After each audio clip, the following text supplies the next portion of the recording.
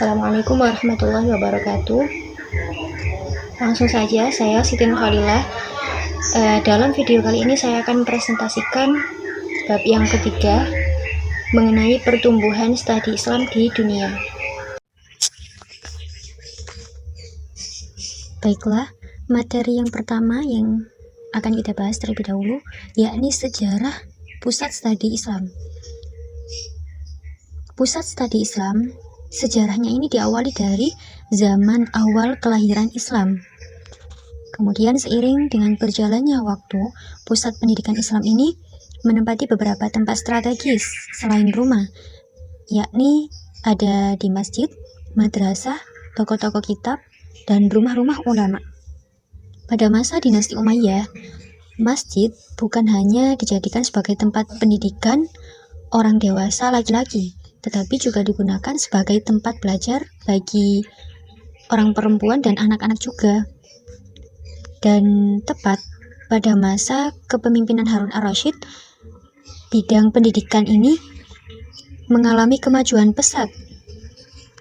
Nah, setelah dunia Islam mengalami masa keemasan dan kemajuan dalam bidang pendidikan dan kebudayaan,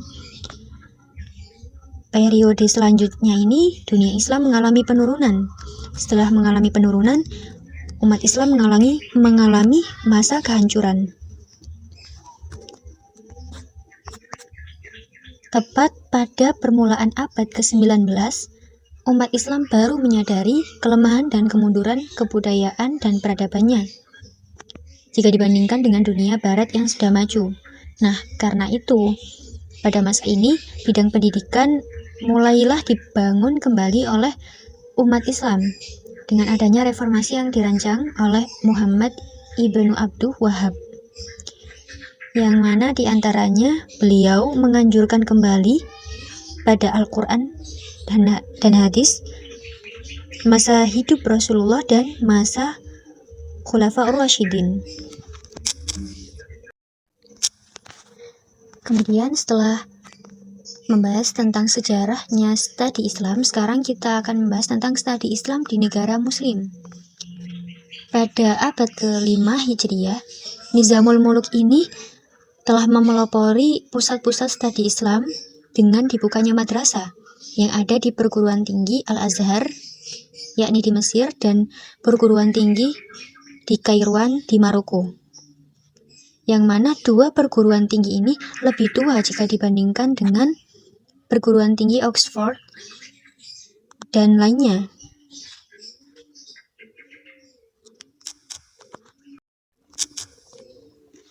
Nah, tadi kan studi Islam di negara Muslim, sekarang studi Islam di Barat.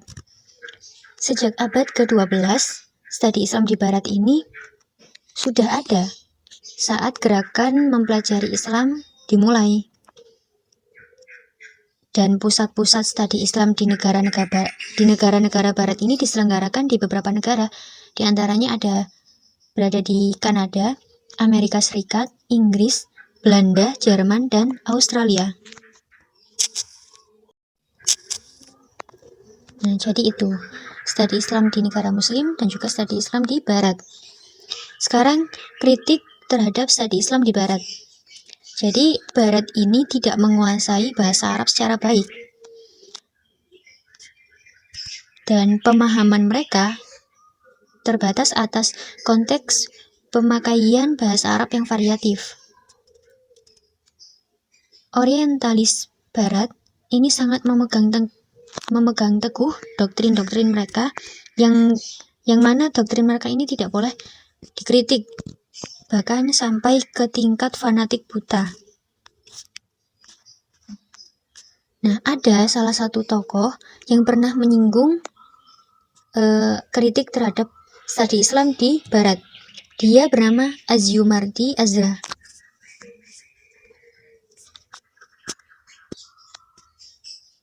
Azra menyimpulkan 3 kritik yang diantaranya bahwa kajian di Barat ini cenderung esensialis, dimotivasi kepentingan politis, dan upaya melestarikan kebenaran yang dicapai atas nama kehidupan intelektual dan akademis.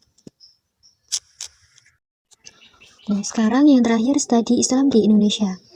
Pada awalnya studi Islam di Indonesia ini dilakukan oleh para ulama. Namun seiring berjalannya waktu, institusi pendidikan Islam ini berkembang sesuai dengan perkembangan sejarah Islam.